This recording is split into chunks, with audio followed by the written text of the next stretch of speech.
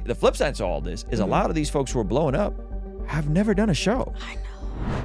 Ice Spice's first show was in 2,500 cap theater. Oh my goodness. And she got roasted for it. Poor girl. Because she Ruslan. Before we get into that, guys, my name is Ruslan, and this channel exists to encourage you to mastermind your business the master's way. All right, now let's get into the video. Would you recommend the path that you've gone on in terms of doing what you're doing, right? Like, hey, it's good to go learn underneath someone for a season. Yep. Because the reality, the flip side to all this is a lot of these folks who are blowing up have never done a show. I know.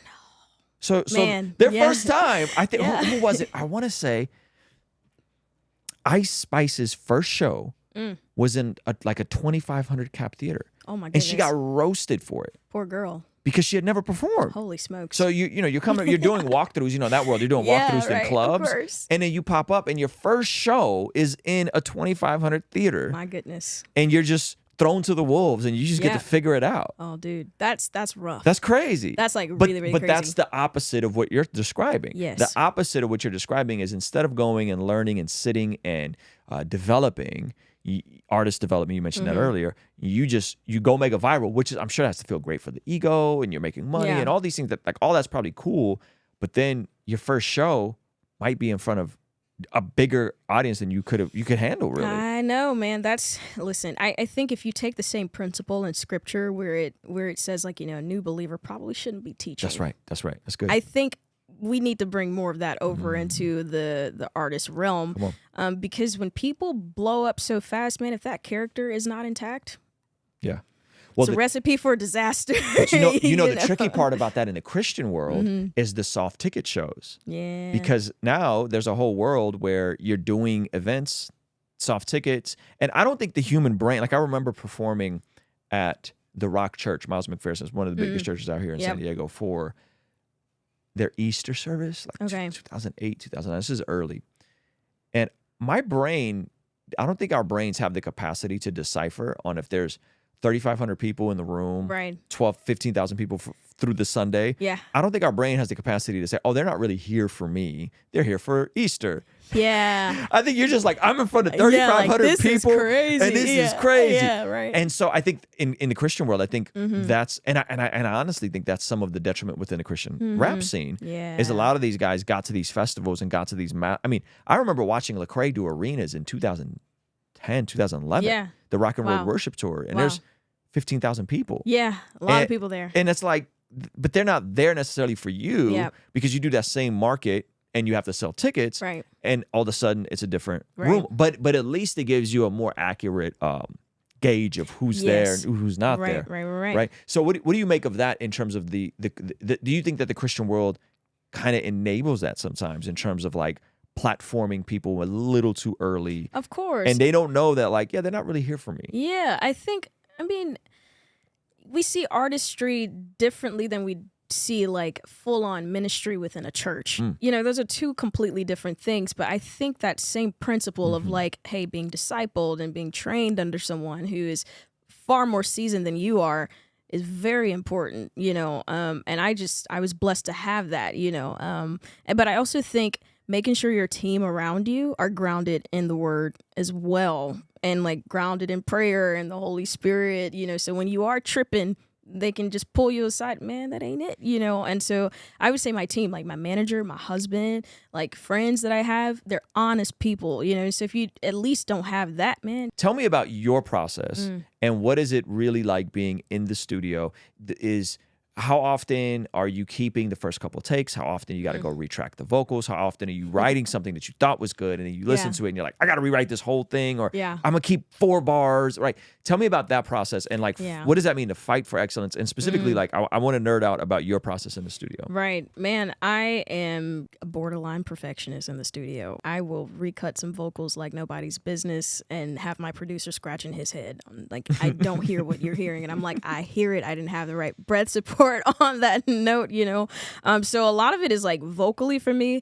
Then also, man, if a chorus isn't landing well, like I'm like, we gotta start over. Or I will spend 3 hours writing one thing and then be like, nope, we're changing the whole thing. Like I've done that several times, because I'm just like, dude, it's not right, and time is valuable. So I'm not gonna spend another 3 hours if it's not working. Now, are you ever recording yourself, or are you always with the engineer in a professional room? I record with myself when I'm like doing a cover of another song, or just like messing around in GarageBand for fun, But none of that is that ever making into anything? No. Okay. So there's never like, oh, I like this vibe and like the emotional state I was at when I I'll wrote this. send it to him. Here's the vibe, kind of like what I was thinking. Yeah. But you're going in and recutting it. Yeah, 100%. Absolutely. Yeah, because it's like you need the right mic, Sure.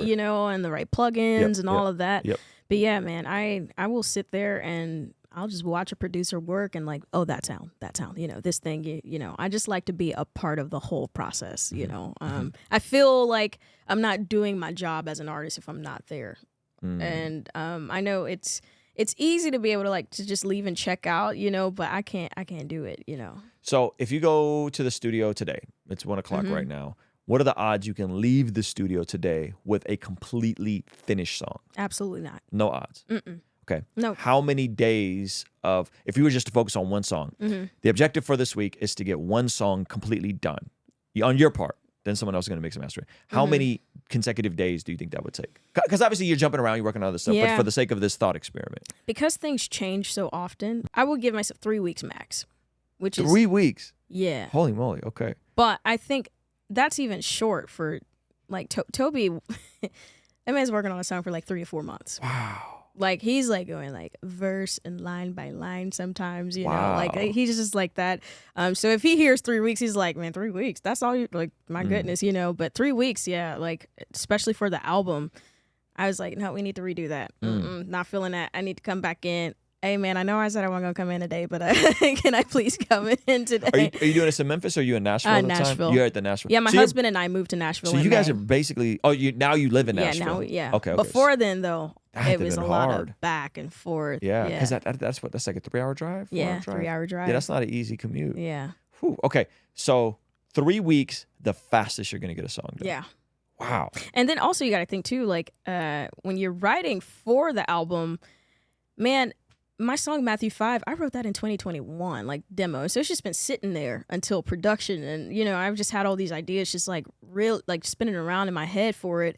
And then you finally get to production, and it's like you do what you can that day, but then you got to go back. It's just it's a process. It takes forever. Do you think there's anything to the model of quantity, or did you ever go through that model of like, again, Nick did 83 songs.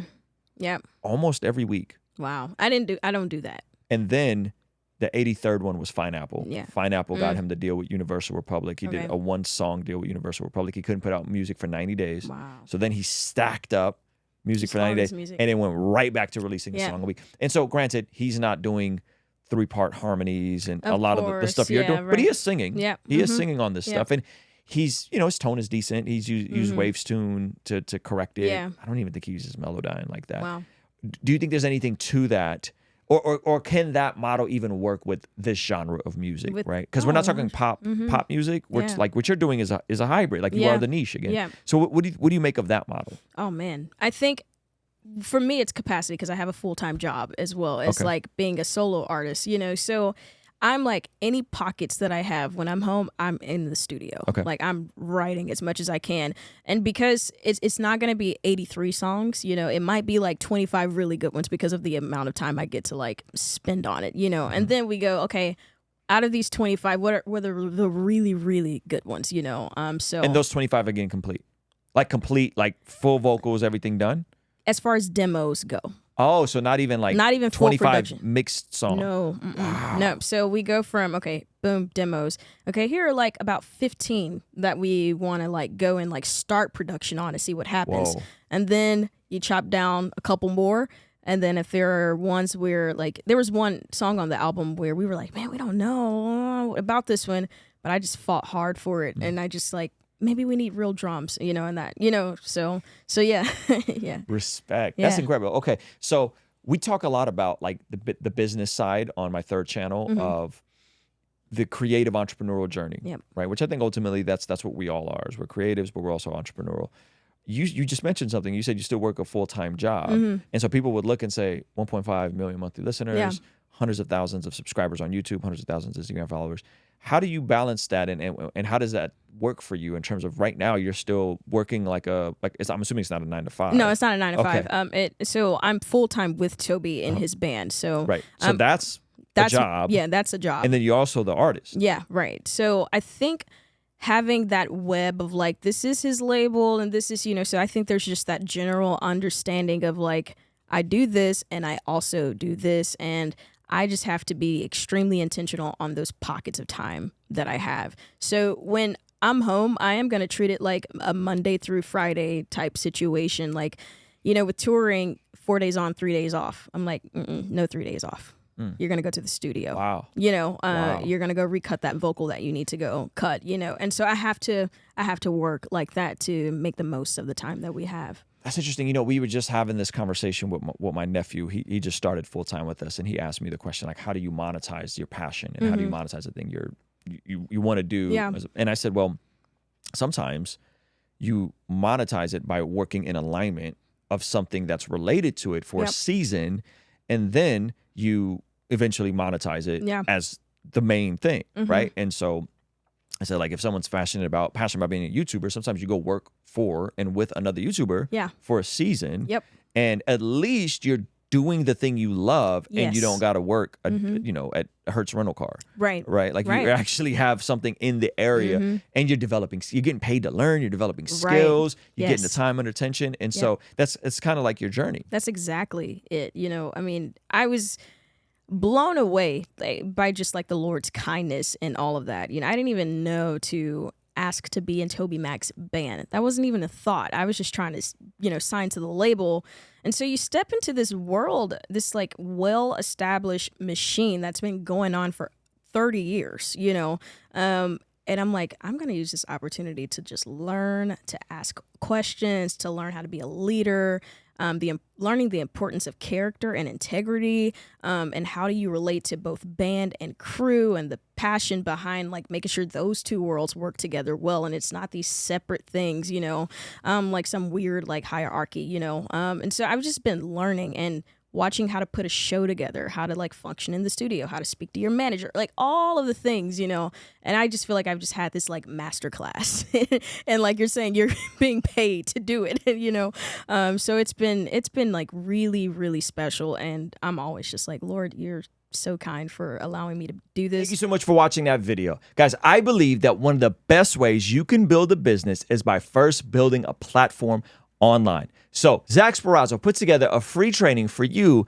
on the #1 metric you can be looking for to explode your YouTube platform. Click the link in the pinned comment below so you can start that now. All right? I'll see you over there. Peace.